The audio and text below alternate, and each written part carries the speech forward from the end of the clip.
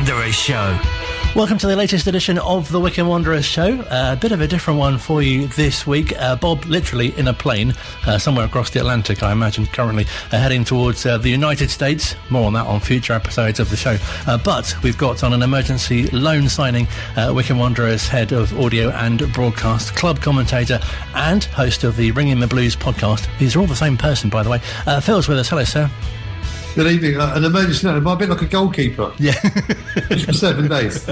Exactly, yeah, and a really big shirt that you're not used to wearing quite so much, and it's got an unusual number on the back, like 77 or something.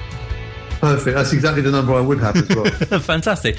Still to come in this hour, we'll hear from manager Gareth Ainsworth. Also, we'll be previewing, of course, the game against Accrington Stanley. We'll chat to Peter Lerner from the Wycombe Wanderers Disabled Supporters Association, and with our regular look at what's going on in terms of a former star of the Blues, our chat with Wycombe Wanderers Ex-Players Association member Darren Currie. Really looking forward to hearing from him. But first, of course, rather concerning, I guess, news that it's now 6 League One games without a win. 2 games since we last spoke. The first of those, of course, being that 5-5 draw at home to Cheltenham on Saturday. And Phil, obviously going 2 goals ahead twice, it must have looked quite good on several occasions out of the game.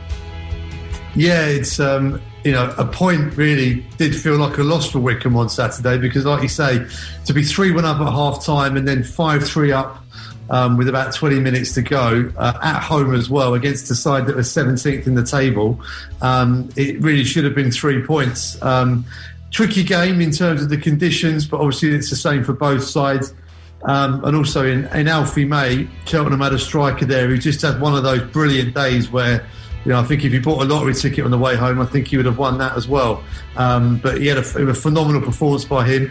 Not a day for defenders, it must be said as well, for both teams. But if you're a neutral, what a game. But from a Wycombe point of view, very disappointing indeed. I was going to say, there seem to be so many different aspects to it. There's obviously scoring 5 goals, which is great to see at home. But then, as you say, you'd expect to win a game with that many goals. Well, that's the thing. It was Wycombe had 60 shots on target in the 2 games before the Cheltenham game against Shrewsbury and Lincoln City away, and only scored once at that late equaliser at Sincil Bank. And I was kind of thinking, well, have they kind of gone a bit too gung-ho and thought, right, let's go Keegan's Newcastle and get the goals in. And, to a certain extent, they did. 5 goals in a game, 3 in the first half. The first time they've scored 3 goals in the first half of a game since the playoff semi-final against Fleetwood season before last. So, yeah, I did kind of think maybe the balance was a bit off. I'm not sure. We speak to Gareth Ainsworth after every game, and that was one of the questions I asked him. And here is me talking to Gareth after that Cheltenham game. Crazy game, crazy that we were 2 goals up twice and we've drawn a game. Hugely disappointing in that second half defensive display, and that's not the defenders, that's everybody, the whole team. We weren't good at all second half. We've scored 5 goals and that's brilliant. Lads have done really well going forward. I asked for that, we worked on that, but we've been so solid lately, and that I didn't see coming at all. We were open at times, we were thrashing at things, not talking, 2 people going for the same header, people missing headers, and it was just unrecognisable, for such a solid outfit that we've been, and somebody prides themselves on being solid. We looked pretty open today, and that's got to be looked at in a big way for me, because disappointed. You score 5 goals at home, you expect to win a game. Was the pursuit of goals, was the balance too far the other end then, is leaving those gaps? No, not at all. No, we are a team that's played like this all season. We're 5th in the league with the style we've played, and so I'll stand by that. I'll stand by the way we're playing. Just the lockout we got wrong today at times. We didn't sustain pressure in that second half. All right, the wind's in our face, but we had that last week and we really dominated that tie. Gutted today, gutted for the boys, because I've asked them to deliver. They delivered going forward as an 18, but as an 18 we've defended poorly today, and that's what we'll say. The wind, has it played a factor today, because the majority of the goals were scored in the direction of the wind? I'm not sure we can blame that. I think we've got to have a look at ourselves, look inside everyone, and everyone just have a good look to see if everything they did today was the correct thing, because we've got plenty of work to do on the video, I'm sure. 5 without a win, but still in the playoffs. Yeah, and that shows what a great start to the season we had. So I want to keep building, keep pushing hard. That's all we can do, but it's a crazy game, one I haven't been involved in for quite some years. Plenty of goals. I'm sure the fans go home pleased if you're a neutral, but as Wycombe, you were very disappointed because leading by 2 goals twice in the game, it never felt comfortable, and we're going to have to look at that. So really fantastic that, as we say, something that we really highlighted there was that the 5 goals that were scored, and like you said, you want that going forward, but defensively, obviously, they had a bit to work on. Yeah, I think it's like most things, isn't it? You need the balance right, and I think without Josh Scowen, who was suspended as well, and Curtis Thompson, who was struggling with an injury, Daryl Horgan's a fabulous player, but he's more of an offensive, attacking sort of player, and he was in that sort of central midfield role. And I think, a lot has been made, a lot of fans criticising the defence of that game. Yes, there were individual errors, but I think when you're set up open like that, then it's always going to be a struggle regardless of who's at the back as well. The positive, as you say, is that Wycombe got the 5 goals. But yeah, I think plenty to work on in terms of getting that balance right. But I guess, it's a nice problem to have in the fact that they've scored the goals and they've just got to work out where that point is where they can be safe and sound at the back and get the goals now. Although now it's 6 games without a win, I think anyone would take a scrappy 1-0. And it might well take that at Accrington because it's not an easy place to go. But it's a sticky run. But every team has a sticky run in the season at some point, even the ones at the very top. And obviously Anthony Stewart and Ryan Tafasoli have been missing of late, but it's been a great opportunity for the likes of Chris Verino to come in and kind of show what he can do as well. Well, this is the thing, a lot has been made of the rotation, but I think Wycombe Wanderers fans, it's quite an unusual sensation for them now, knowing that Wycombe have got a squad. There's depth. I mean, there's some good centre-backs and players that can play in a back 3 or a back 4 in the squad, and I don't think we're used to having such an abundance of choice. Stewart and Tafasoli were both sort of taken out of the starting lineup when Wycombe lost 2 games in a row. The 2 games after that, it was a back 3 of Grimmer, Farino and Jacobson, and they let 1 goal in those 2 games and looked very solid. With a more of a defensive midfield shield in front of them. It was the same players that let the 5 in. It's obviously that we're all hindsight masters, aren't we? After the game, it's like, why did we do this? Why did we do that? But I think with the way Wycombe have that squad and the choice, it's looking back across the season, Colin, is that there's normally only 1 centre back on the bench. Because I think managers prefer to have the options if they need a goal, if they need to kind of get back into a game. So it's only 1 defender that goes on the bench. So, it's the balancing act now of keeping everybody happy, keeping the squad fresh, keeping the people out there that can get you the 3 points. And that's the job that Gareth has got to do now. And have we been victims of our own success, do you think? Are our expectations too high? We think we should be winning every game. There only seems to be really Rotherham that are doing that at the moment. Well, Rotherham are doing fantastically well, as are Wigan, as we saw on Tuesday night. But I think you're right. The expectation levels around Wycombe Wanderers now are so much higher than what we're used to expecting. And, I think that's a hugely positive thing as well, don't get me wrong. But Wycombe fans are expecting now to be in the top 6 and with justification as well, having come down from the Championship with the money that was associated with that. The chairman, Rob Couhig, has said top 6 and, that's what he expects from this squad too and the manager, albeit there are much bigger clubs in this division with much more at their disposal as well. And this is a hugely competitive League One. So I think to be in the top 6 at the end of the season would be a fantastic achievement. But Wycombe have been flying high. Before this run came about, they were top of the table. And I think that's what set the expectation up there and given fans the hope maybe of automatic promotion. And as we all know, Colin, in football, it's the hope that kills you. Definitely. As supporters, do we need to maybe take a step back? And as you say, the club has been in and around the top 6 throughout the season, really. And at one point, in January, top of the table, as you say, and where we are and the clubs that we're sharing this section of the table with are some marquee names there. Yeah, I think with fans, fans are, they're all of us, everyone's different. They've all got their different relationships with their clubs and what they expect from their teams and what they want to get out of it. And, I think some fans quite rightly would feel disappointed with the 6-game run. Other fans maybe look at the bigger picture as well. But, everyone can think their own thing. That's absolutely fine. But I think it's worth pointing out that we're on course for maybe the 3rd highest ever position in Wycombe's 134 or 5-year history. And here we are sort of complaining about a 6-game run in that, which shows you how far the club has come. So there's always two ways of looking at something. Some fans will always see the negatives and want to gripe and moan about it, which is absolutely fine. They spend their money, that's their choice. Other fans can see it the other way. There's no right way of doing it. That's how it is. But, the club will always expect them to be there and want them to be there at the end of the day too. So, yeah, it's a tough situation at the moment, but I think a win will make everybody feel a lot happier and hopefully start a long undefeated run towards the end of the season. Definitely. And from your chat with Gareth after the game against Cheltenham, it really felt like, Tuesday night was a great opportunity for, putting an improved performance. And obviously, traditionally, Wycombe do tend to really raise their game against the top teams as well. But, and for the first 70 minutes, it looked like that was going to be the case. But Wigan just proved a bit too tough. Yeah, it was Wycombe's first half performance especially. It looked to be that sort of going back to the grinding out classic Wycombe. And let's make no bones about it, Wigan Athletic are a really good side. They look to me to be sort of a mid-table championship side in terms of how they played in their personnel. They got players in there that that wouldn't look out of place in the Premier League. I thought James McLean was excellent on the left-hand side. They've got a good wage budget there, but they're using it very well indeed. They're a very well drilled side, and I think will go up automatically with Rotherham by the look of it.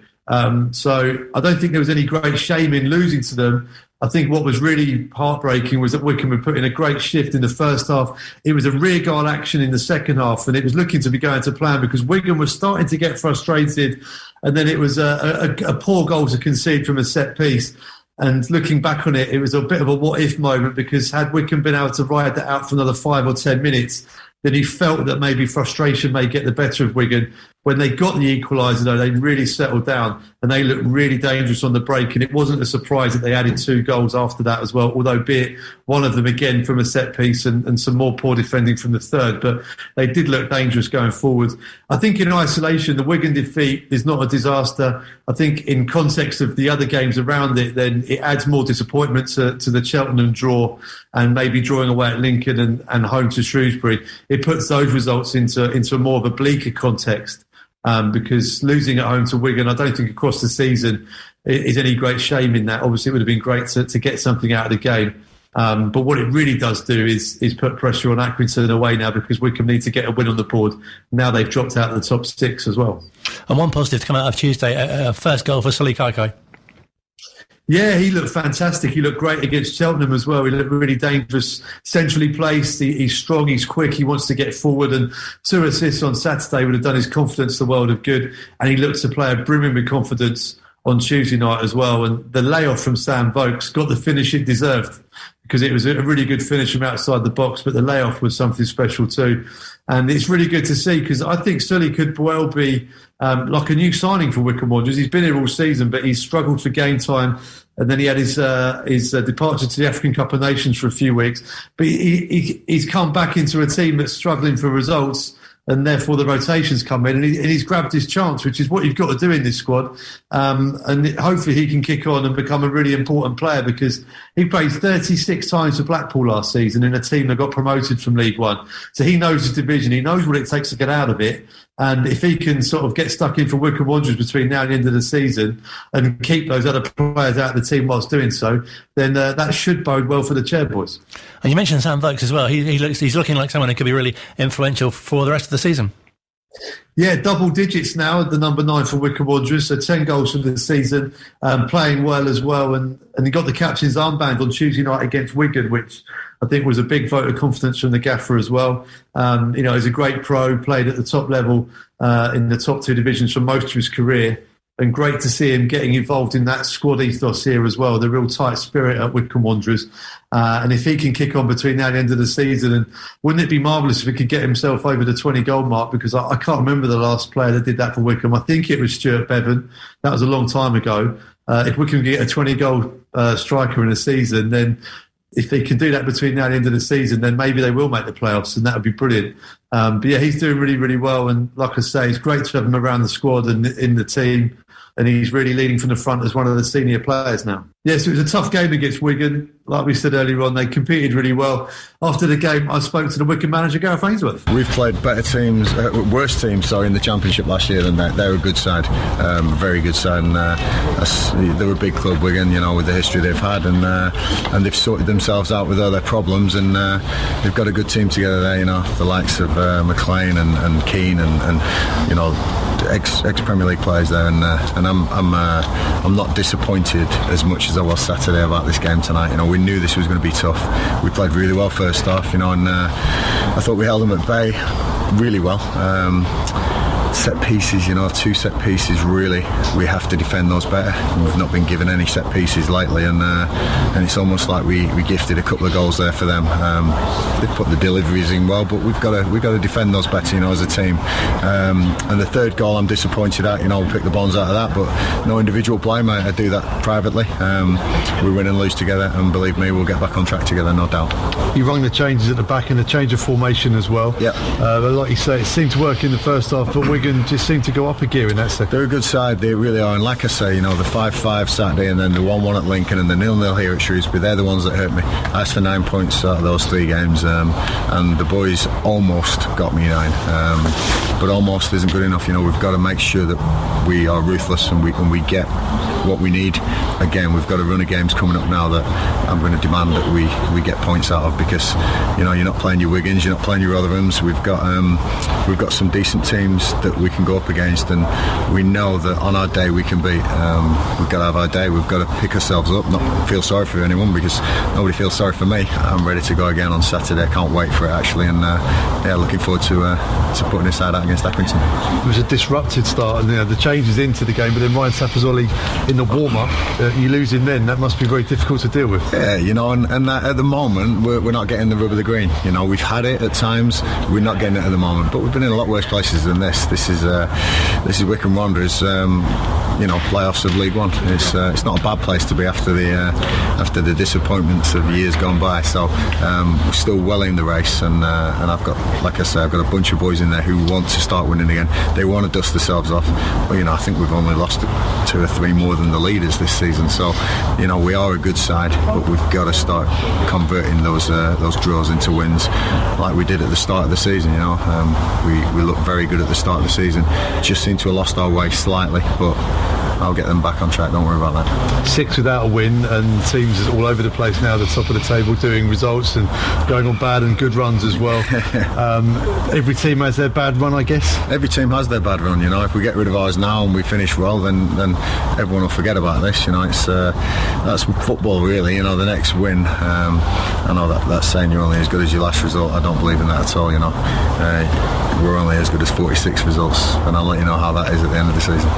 Dominic Gate back in the squad and then back on the pitch in the second half as well. Must have been a welcome sight. It's real positive. Dom's probably a player that can get the ball down, find feet, find a good pass, and he's going to be a welcome addition to us. And it's tough. Darryl Horgan and JJ almost missing out at the start of the squad, and that's the rotations I've got now. Some fantastic players as well as some of these young players coming through. So the club's in a lot better shape than it ever has been.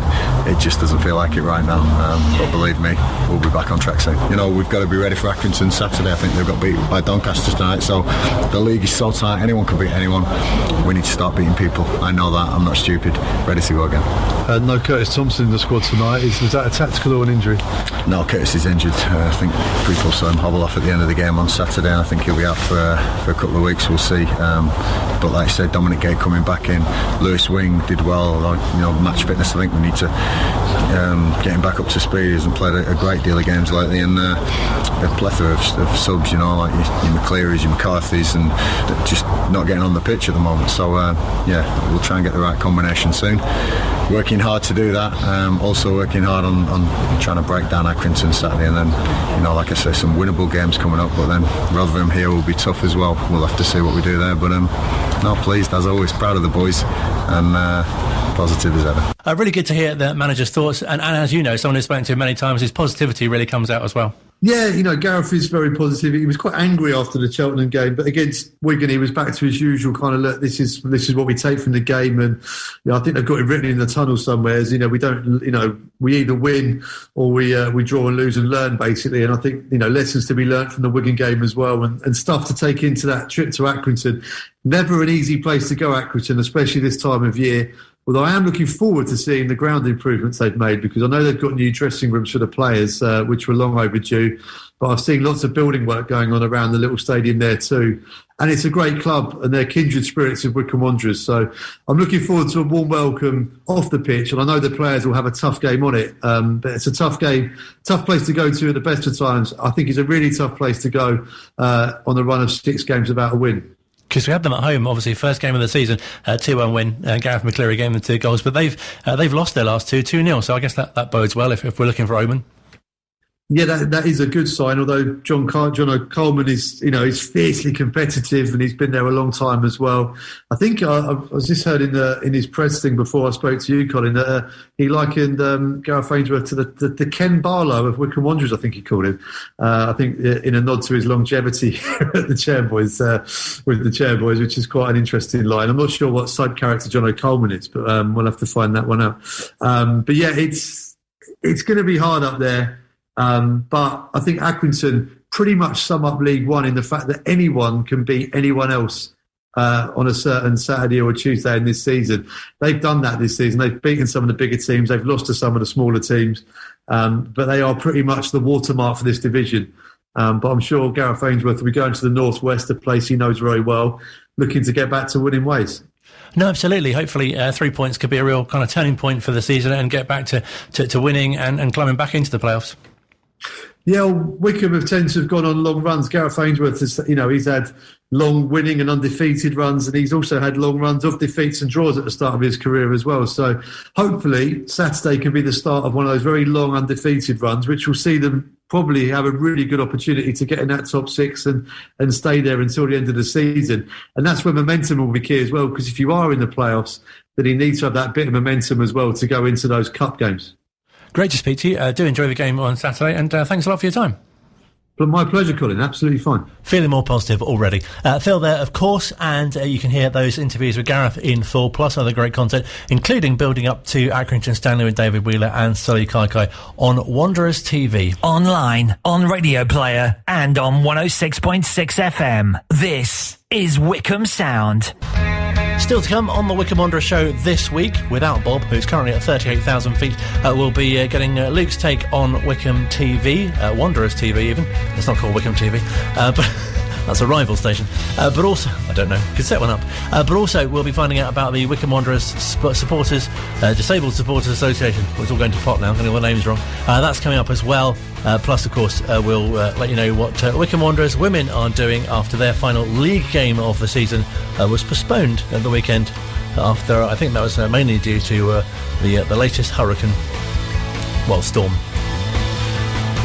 But first, with big thanks to the Wycombe Wanderers Ex-Players Association, our regular look at a former Wycombe Wanderers player, and we're heading back to the early 2000s, around 21 years ago, when Darren Currie was on the wing, signing for the club shortly after that fantastic FA Cup run, getting to the semi-final under manager Laurie Sanchez, something that Darren was all too aware of. Yeah, there was a lot of hype around the club at that time because of obviously their achievements in the FA Cup, so being a football person, I was caught up in it as well because it's a nice fairy tale story. And obviously, I'd been having a reasonably good season at Barnet, so I knew of one or two bits of interest, and Wycombe being one of them. And I had a ex-teammate and friend of mine, Sean Devine, who was at the club at the time, and spoke to him, and he sung the club's praises, and it just felt like a good fit. And my earliest memory, I suppose, is obviously meeting the lads. We had a great changing room there with a good blend of sort of young, inexperienced, if you like, and then your experienced boys in sort of Davy Carroll and Keith Ryan, Steve Brown, Jason Cousins, Paul McCarthy, boys like that. So we had a good balance, and And I think, if I remember correctly, my first friendly at Adams Park would have been against Tottenham in pre-season, and that they brought a fairly strong squad. So it was all an exciting start for me at the club, and what turned out to be a really enjoyable time in my career, and I love playing for the club. I mean, I guess as well, especially from your position, you must have thought when you arrived, I could do something a bit special here.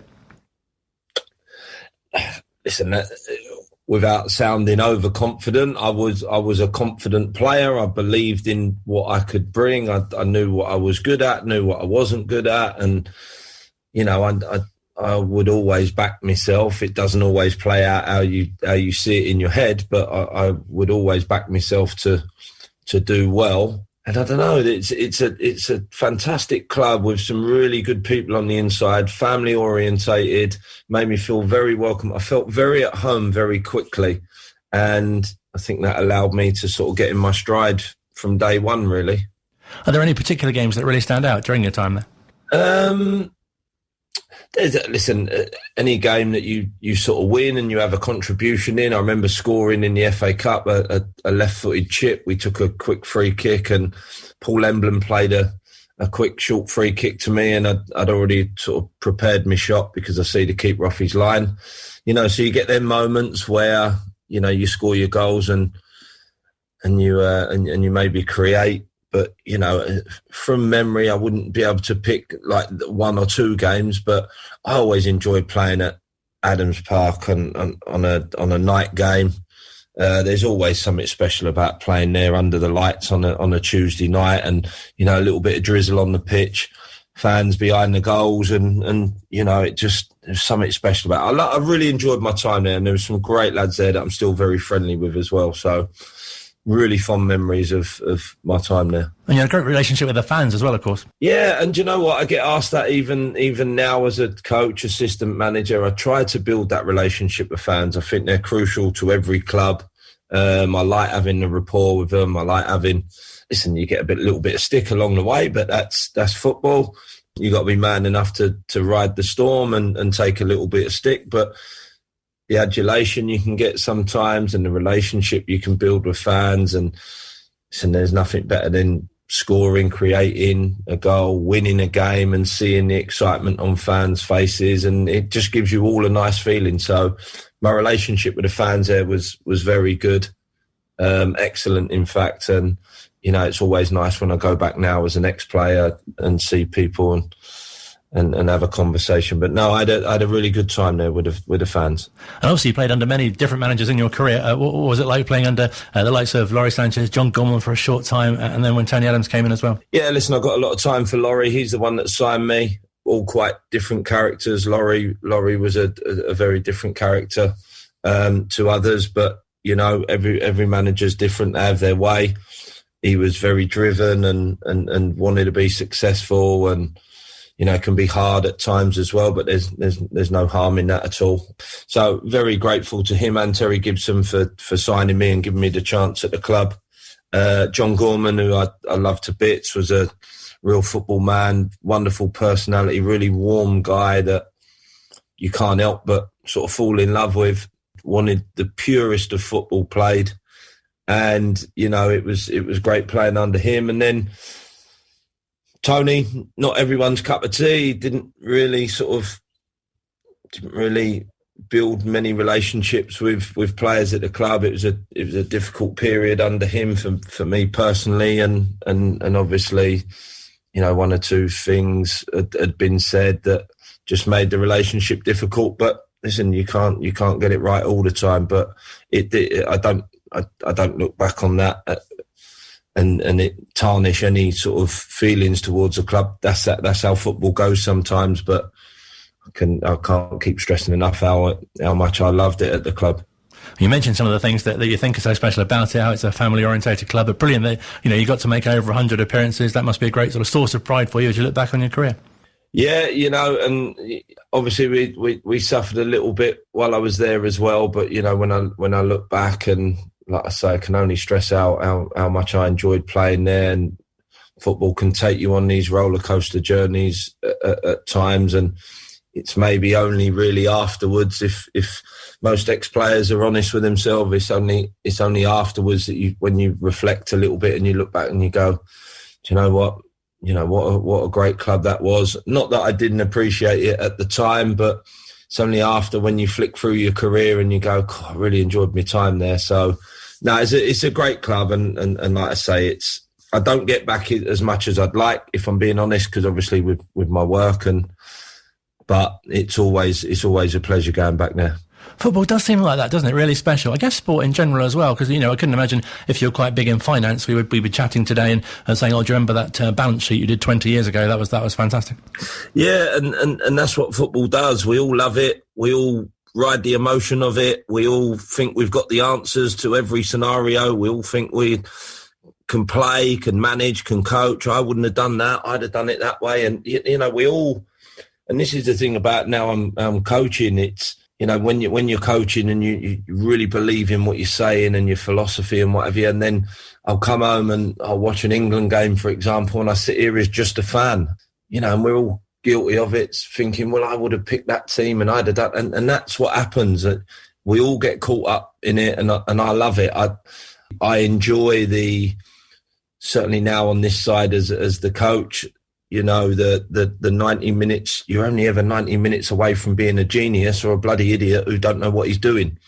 You're either tactically aware or you ain't got a clue. So it's always that fine line, but we all get wrapped up in it, and that's why we're all so emotionally attached to it. And I'll never lose that because of my love for the game. I'll never lose that. But what you have to be is fairly thick-skinned, and you have to accept that at some point, as a player and as a coach and a manager, you criticism comes your way, and you have to ride through it and believe in yourself and come out the other side. And that's whether you're a player or a manager or a coach. So I think it's easy to forget, isn't it? As fans, you think, players and managers, they're obviously fans as well, which is why they love the game so much and are in it in the first place.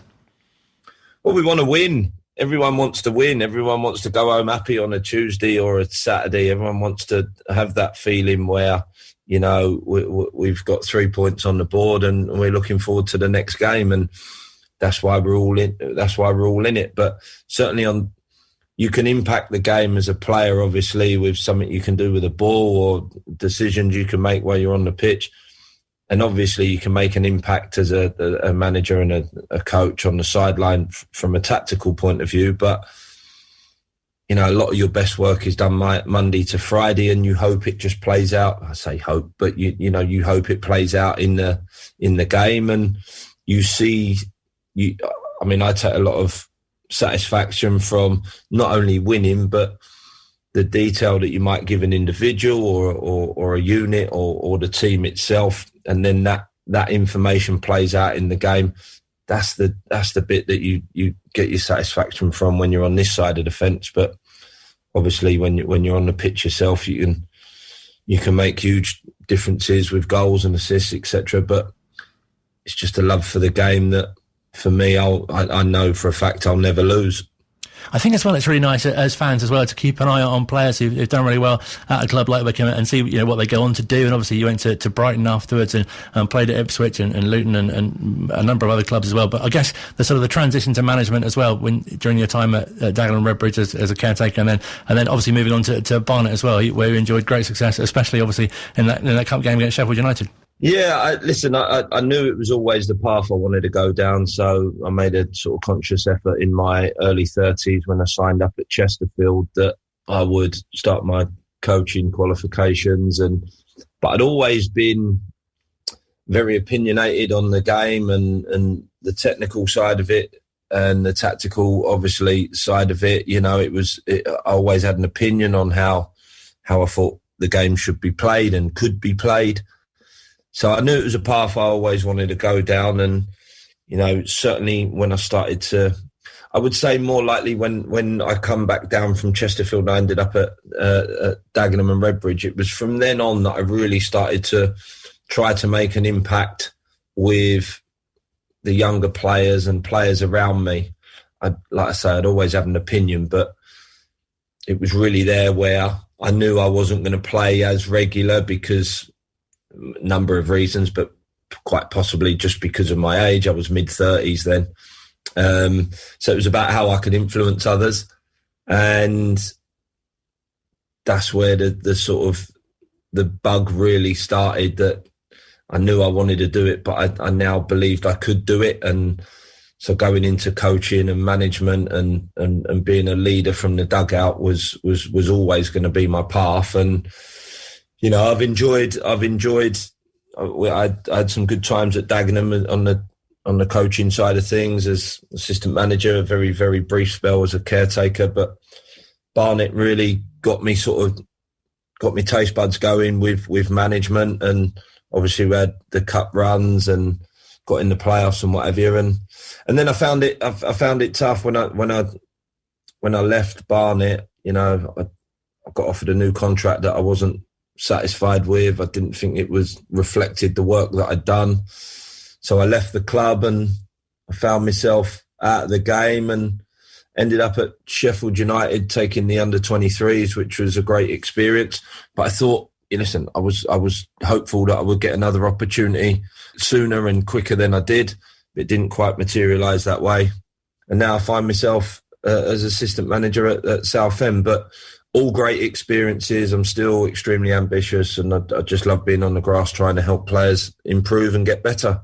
I was going to say, there must be so much of your experiences of a player and the different clubs that you've worked at as a coach and a manager that you can bring to any team, but especially obviously Southend at the moment. It's the understanding of the game. It's the emotion of the game, you know, where you go through your good spells and your bad spells.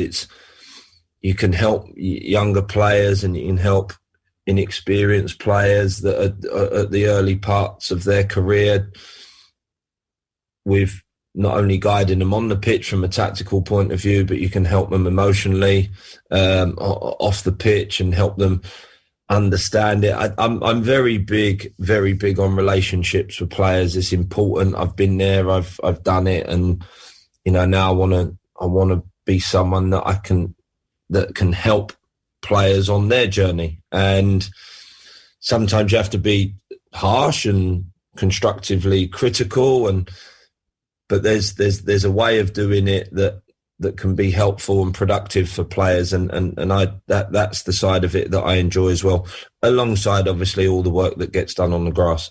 It sounds like, from speaking to you, it's been quite a sort of natural progression for you to go from a player to the coaching and management side. It probably stems from just having such a strong opinion on the game. It's just how I see it. I don't sit here and believe that everything I say is right or factual, but it's the way I see it. And, you know, I'm very open to say to a player, for example, something tactical, and then come back at me and say, well, I don't agree. Or what about this? It's never my way or the highway. I'm not that type of coach, but you know, I have a strong belief in how the game should be played and can be played. And I think what you have to do as a coach to create that buy-in situation, I need to give information that will play out in a game as often and as frequently as possible. And then they start to naturally believe in what you're saying makes sense. If you keep saying something and it never happens, they'll start thinking you ain't got a clue what you're on about. So it's important you give them information that they can buy into, and then the more you help them and encourage them, the more they'll buy into what you're saying. So it's that side of the game now that is my real focus and the side that I really enjoy. And as a former player and someone that obviously has a lot of affection for the club, I'm guessing that you still look out for their results and how they're doing now. I do, yeah, I do. And obviously they've difficult result last night for the boys, but, you know, Gareth's done a terrific job, and they've been through so much under him, and he's rode many a storm with them and taken them to some real heights. And, you know, watching them play in the Championship was just a shame. Obviously the fans couldn't be there. But no, I think they're in a good position at the minute in the league that will hopefully give them an opportunity to have a strong finish to the season and make the playoffs. And the Ex-Players Association is so special as well, because obviously you can get together with other players from different eras and share stories and experiences too. Yeah, and you know what? There's been one or two clubs. I mean, Ipswich springs to mind as well, very similar to Wycombe. But you when you go back to any event, and like I say, I haven't been back as often as I would like. But whenever you go back to any event, there's always players, like a whole history of players that have represented the club that are back in the building, and that's a testament to the club itself, because it's got good people there, and everyone wants to still be affiliated to the club. So, I've got some very good friends that I played with at the club, still speak regular to Roger Johnson, Danny Sender, Steve Brown, Keith Ryan, all these boys that we played together with. There's been some really good people over the years that are representing the club, and it's always nice to catch up with them. And just finally, how do you reflect on your time overall at the club? Yeah, listen, without a doubt, not as successful as I wanted to have been. I would love to have been in a team that got promoted, or, like the year before I signed, when they had that great cup run, So from that point of view, I look back with a little bit of frustration. But in terms of pulling on the shirt and playing in front of the fans and enjoying representing the club, then really fond memories. But I just probably wish I could have been a bit more successful with the club. Really enjoyed speaking to Darren, and I remember actually there was one occasion, wasn't there, where he dyed his hair red for reasons which will become apparent. Big thanks again to the Wycombe Wanderers Ex-Players Association. Another former Wanderer next week. Online, on Radio Player, and on 106.6 FM. This is Wycombe Sound. Final part of the Wycombe Wanderers show. We'll be catching up with our Wanderers TV reviewer Luke in a few moments' time. We'll also bring you news of Wycombe Wanderers women. They were due to play their final league game of the season on Sunday against Winchester Flyers, but it was postponed due to the storm. They've got the first knockout round game away to AFC Stoneham on Sunday. That's in the Chairman's Cup competition, and we'll be catching up with Dave Ward in a later edition of the show to review their season as well. So a big hello to Wycombe Wanderers women. Hello! And as I say, we'll be catching up with their progress. But you might have heard that the Wycombe Wanderers Disabled Supporters Association have got a fantastic initiative being launched at the club. I found out from Peter Lerner a bit of a potted history about them, first of all. Well, it's not a very long history. It started almost exactly a year ago when the Wycombe Wanderers Trust, who are still 25% owners of the football club, took on a community plan, and the community plan talked about welcoming anybody and everybody to Adams Park to enjoy football. We're very conscious that the average football supporter, I suppose, of Wycombe Wanderers and many other clubs is probably a middle-aged white male of a certain type, a bit like myself, really, and we thought, well, we need to spread the enjoyment of football at Adams Park around to everybody. And we were looking at the people who enjoy football, and we knew that we had a group of supporters with disabilities who were, by and large, remembered when convenient and not remembered when not convenient. So we thought, well, we need to do something to support those supporters, and formed a Disabled Supporters Association which looks after the interests of those supporters. And we've had a cracking time. First thing we did is we went on a walkabout and rideabout in wheelchairs to the stadium, and we went around the whole stadium and looked at all the bits and pieces, everything possible that could be improved. If you're visually impaired, what's the signage like? Can it be seen by somebody who can't see very well?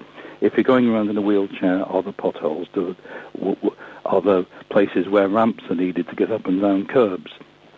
And we found there were all sorts of things which needed to be improved. So gradually, we've been working very closely with the football club and with the trust, and we've been improving Adams Park for people with disabilities, and also having some fun because we've organised special coaches, and we've started going to away football matches, and the coach trip to away matches is great. We get a great welcome, and people enjoy themselves. So that's good. I can't count the number of different disabilities that our fans have, because a lot of people are very quiet about what particular disability they might have and don't particularly want to say, but if they have a disability and want to join our Disabled Supporters Association and have their say, that's absolutely great. So that's a bit of a long-potted history, but that's to set the scene.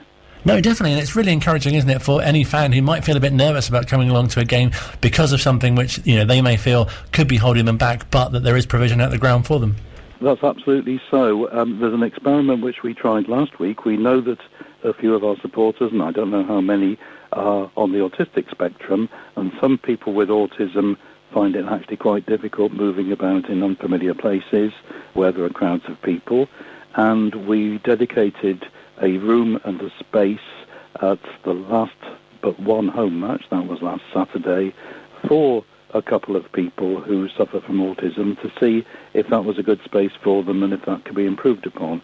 So, yes, there are all sorts of different conditions which people have which make things quite difficult for them. Let's try and ease the path, recognise their individual needs, and make them happy at Adams Park, even if the football doesn't always go our way. No, you don't have much control over that, unfortunately. Yeah. I saw that you had a meeting this week as well with some special guests. We had a brilliant meeting on Monday evening. The club were kind enough to provide us with Dave Waits, who is the head of sports science, and he brought with him two of the younger players from the development squad.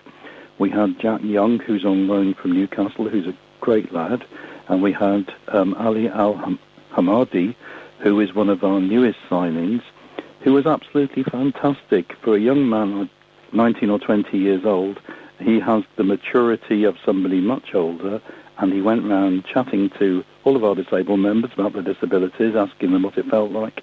Both of them are absolutely brilliant club ambassadors, so our members were well pleased about that. Sounds a fantastic opportunity for them to kind of really be inspirational as well, and perhaps be inspired by, obviously, their members of the association as well. I think that's right, and I think that both of them said at the end that they'd learnt quite a lot from coming along and interacting, and our members were certainly really pleased to meet them. So tell us a bit more about this new service, because I guess it's been done before in the past with Hospital Radio. I know that they provided commentary, but this seems to be more sort of technologically advanced and really caters for a wider audience, if you like. Well, it's being done in two stages. Again, it's difficult to know how many people with visual impairment, either completely blind or partially sighted, come to Wycombe Wanderers, because people don't tend to tell you. They don't queue up in a queue and say, this is who we are. So it's a question of finding out. But we know there are one or two people who would appreciate having some aid to discovering what's happening at the ground. If you can't see very well, but you enjoy the atmosphere of a football match, you'll pick up on the cheers and the boos and the excitement, but you won't necessarily know everything that's happening unless somebody tells you. We know that there are some people who come on their own to football matches, and we thought it would be really good to provide them with a commentary on the football match in their ears. So we've provided, as a starter, some nice small radios with earphones and earpieces which they can wear in a lanyard and listen to a live commentary of the match while it's taking place. So they can sense what's going on, and they can hear the commentary, and they can see what they can see, and it makes the experience very much better. I think it's going to be good, and if we have enough demand for this, we can move on to the next stage, which is using our wonderful Wycombe Wanderers Wi-Fi to provide an even better service. But stage one is using the radios with headphones. It sounds a great opportunity, as you say, for anyone who's visually impaired and may miss out on things with sort of goal mouth action or corners or things that are happening at the other end of the pitch to where they might be, and or even things that they might miss. Well, that's absolutely right, and here I can say that my own son Nick is partially sighted. You would never know that if you met him, but he is, and he and I have been coming to Wycombe Wanderers ever since he was about 7, and he would say to me, this, that and the other, he'd say, who's taking that corner? I can't quite see. And so I was almost acting as the Wycombe Wanderers radio and saying, oh, well, it's Darren Currie, as it was in those days. Yeah. You must be, well, hopefully you'll get some brilliant feedback as well from people as to how it really enhances their match day experience too. Well, that's the whole idea. And when we do get feedback about anything, it's absolutely superb. Just to mention, we were playing Wigan Athletic on Tuesday. The result didn't go very well our way. But we had a wonderful email in from a Wigan supporter saying, my son is in a wheelchair, he came to the match, and your stewards brought him a lovely warm blanket to keep him warm. That's one of the nicest things that's happened. And that's good. We're learning as a club to look after people, which is fantastic. Which is great, because it's not just the home fans that you sort of represent and look after. We look after the away fans as well. There's quite a good network of disabled supporters associations for football clubs through the country, and we're part of that network. In fact, I'll let you into a secret. We're part of the Championship Football Clubs network, even though we're not quite in the Championship. The hosts of that network are Swansea City, and there's a very nice woman called Kath who runs it, and she wrote to me and said, well, you should be in the Championship. You were cheated a bit last year. You join our group anyway. So we're in the Championship as far as disabled supporters are concerned. That's fantastic, and that'll be really useful when we return as well. Yeah, right. So are there any other sort of activities that you've got coming up, or any plans that you can tell us about in the coming weeks and months? Yeah, well, we've got a coach trip coming up to AFC Wimbledon. We can't go to every match. There are good reasons. Sometimes because we have at least 5 people who come along in wheelchairs, and we have a specially converted coach, but sometimes the coaches can't park anywhere near the ground for logistical reasons at various places, so we don't tend to go to those as a group because people would be quite disappointed. 1 or 2 clubs, and I'll name no names, don't cater for disabled supporters particularly well, and again, we don't want disappointment. But we've got a trip coming up to AFC Wimbledon. They have a brand new stadium, and we're really looking forward to that. The coach is almost full, but not quite full already, and it's 6 weeks or so to go, so that will be great fun. So how can people find out more about the Disabled Supporters Association? It's dead easy. It couldn't be easier. If they want to email me at, and it's a really simple email address, dsa@wwfc.com. Couldn't be simpler. Peter Lerner from the Wycombe Wanderers Disabled Supporters Association speaking to us here at Wycombe Sound. In other news, you might have heard today, the club have confirmed that the League One fixture against Fleetwood, which was due to take place on Saturday 26th of March, is now being played on Tuesday the 15th at 7:45. The original date for the game at Adams Park falls on International Weekend, and the EFL have agreed that the switch can take place on the basis that Fleetwood expect to receive 3 or more call-ups, which would have required the match to be moved, and are eager to avoid a potential fixture backlog in April. Very pleased to say producer Luke is with us. Hello. I think you forgot the most important news. The Boxing Day game is now the Mardi Gras game. Oh, yes. Yeah. Bring on the fireworks. Literally. Yeah. Good time for them. It'll be dark outside. Yes. A couple of games against Cambridge coming up. That's very exciting. Yeah. We've got you on because you were a guinea pig, if that's the right word, for Wanderers TV. Yes, I watched the Tuesday night game and enjoyed some of it. No, it was very good. The quality of it, the sort of the audio, and obviously the no latency, which is what you want from a game.